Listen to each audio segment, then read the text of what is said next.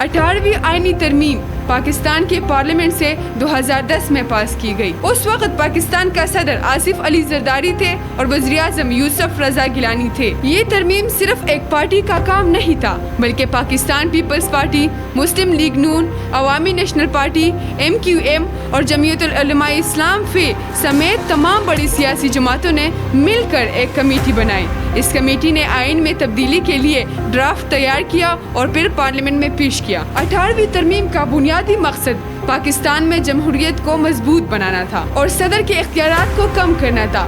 پہلے صدر کے پاس یہ اختیار تھا کہ وہ جب چاہے اسمبلی کو تحلیل کرے یا وزیر اعظم کو ہٹا دے۔ اس ترمیم کے بعد یہ اختیارات ختم کر دی گئی اور طاقت وزیر اعظم اور پارلیمنٹ کو دے دیا گیا، جیسے کہ تعلیم، صحت، زراعت اور ماحولیات کے شعبے، تاکہ صوبے اپنی مرضی کی پالیسیاں بنا سکے۔ اسی طرح NFC ایوارڈ میں بھی شفاف اور انصاف کو فروغ دیا گیا۔ اگرچہ زیادہ تر سیاسی جماعتیں اور رہنما اس پر متفق تھے، مگر پھر بھی کچھ جماعتوں نے جیسے مسلم لیگ قاف نے اس کی مخالفت کی۔ کچھ مذہبی جماعتوں نے خیبر پختونخوا کے نام پر اعتراض کیا اور کہا کہ اس سے قوم پرستی بڑھے گی، اور کچھ لوگوں کو یہ خدشہ تھا کہ اگر صوبوں کو زیادہ اختیار دیا گیا تو مرکز کمزور ہو جائے گا اور ملک میں انتشار پیدا ہو سکتا ہے۔ لیکن آخرکار سب جماعتوں کی مشاورت اور اتفاق سے یہ ترمیم منظور کر دی گئی۔ یہ ترمیم مارچ 2010 میں پارلیمنٹ میں پیش کی گئی، پھر 8 اپریل 2010 کو منظور ہوئی اور صدر آصف علی زرداری نے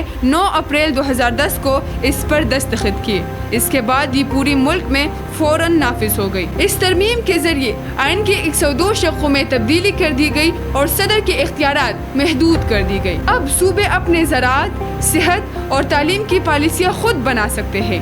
صوبہ سرحد کا نام تبدیل کر کے خیبر پختونخوا رکھا گیا۔ NFC ایوارڈ کے ذریعے صوبوں کو مالی وسائل کی تقسیم میں زیادہ حق دیا گیا۔ مجموعی طور پر اس ترمیم کو جمہوریت کے استحکام اور صوبوں کے حقوق کے تحفظ کے لیے ایک اہم قدم سمجھا جاتا ہے۔ خلاصتاً یہ کہ 18ویں آئینی ترمیم پاکستان کی تاریخ میں ایک بڑا آئینی قدم تھا، جس کا مقصد جمہوریت کو مضبوط کرنا، صدر کے اختیارات کو کم کرنا اور صوبوں کو زیادہ خود مختاری دینا تھا، تاکہ ہر صوبہ اپنی عوام کی بہتر خدمت کر سکے اور ضرورت کے مطابق ترقی کر سکے۔